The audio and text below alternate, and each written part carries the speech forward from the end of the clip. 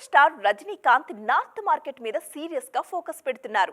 అందుకే తన ప్రతి సినిమాలో నార్త్ స్టార్స్ ఉండేలా చూసుకుంటున్నారు. ఆల్రెడీ చేసిన సినిమాల విషయంలోనే కాదు, ప్రెజెంట్ సెట్స్ మీదున్న సినిమాలు, త్వరలో స్టార్ట్ అవ్వబోయే సినిమాల విషయంలోనూ ఇదే ట్రెండ్ ఫాలో అవుతున్నారు Thalaiva. Out and out south commercial సినిమాలు చేస్తున్న రజనీకాంత్ తన ప్రతి సినిమాలో నార్త్ ఫ్లేవర్ ఉండేలా జాగ్రత్తలు తీసుకుంటున్నారు.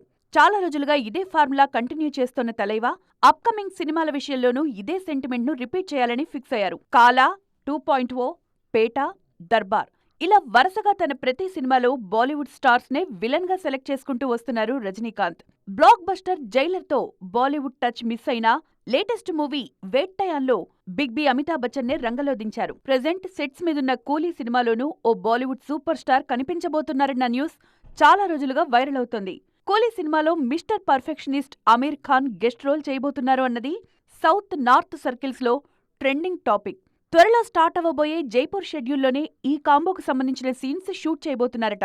జైలర్ సినిమా కోసం కన్నడ, మలయాళ స్టార్స్ ను గెస్ట్ రోల్స్ కోసం సెలెక్ట్ చేసుకున్న రజనీ సీక్వెల్లో బాలీవుడ్ స్టార్ ను కూడా రంగంలో దించబోతున్నారు.